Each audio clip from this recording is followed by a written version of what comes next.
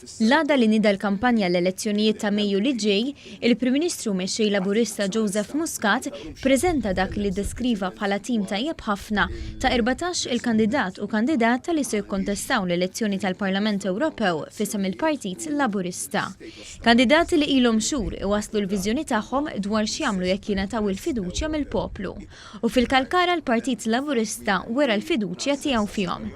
Il-Prim Ministru irrimarka li l-kandidati laburisti huma nisa u rġiel ta' etajiet differenti ġejjin minn kull reġjun fil-pajjiż u minn oqsma varji fis-soċjetà.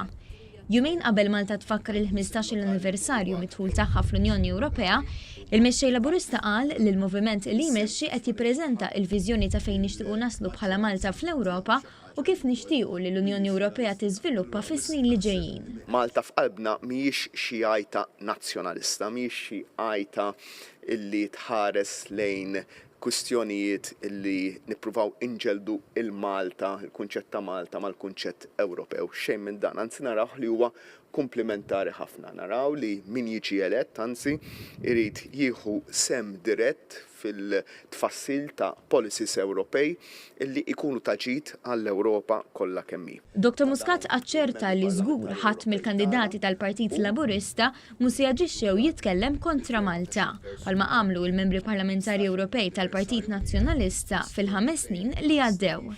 Innota kif parti mill-istrateġija tal-oppożizzjoni li ma tippreżentax biżjed kandidati għall-elezzjoni tal-Kunsilli Lokali fi 23 lokalità saret f'tentattiv biex ma jkunx hemm bżonn elezzjoni f'dawn il-lokalitajiet.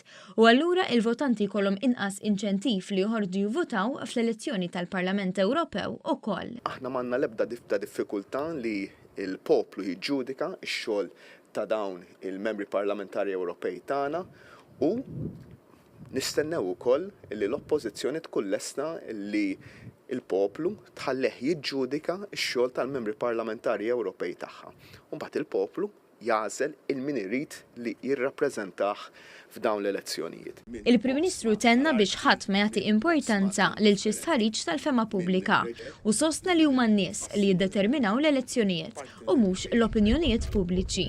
Appella biex bħalma se jagħmlu il-kandidati kollha tal-Partit Laburista ikunu viċin in-nies u jaħdmu b'mod seren mingħajr l-ebda sens ta' superjorità. Tkun waħda proposittiva, pożittiva, bla lok ta' negattività kif kienu dejjem il-kampanji elettorali tal-Partit Laburista. Grazzi ħafna.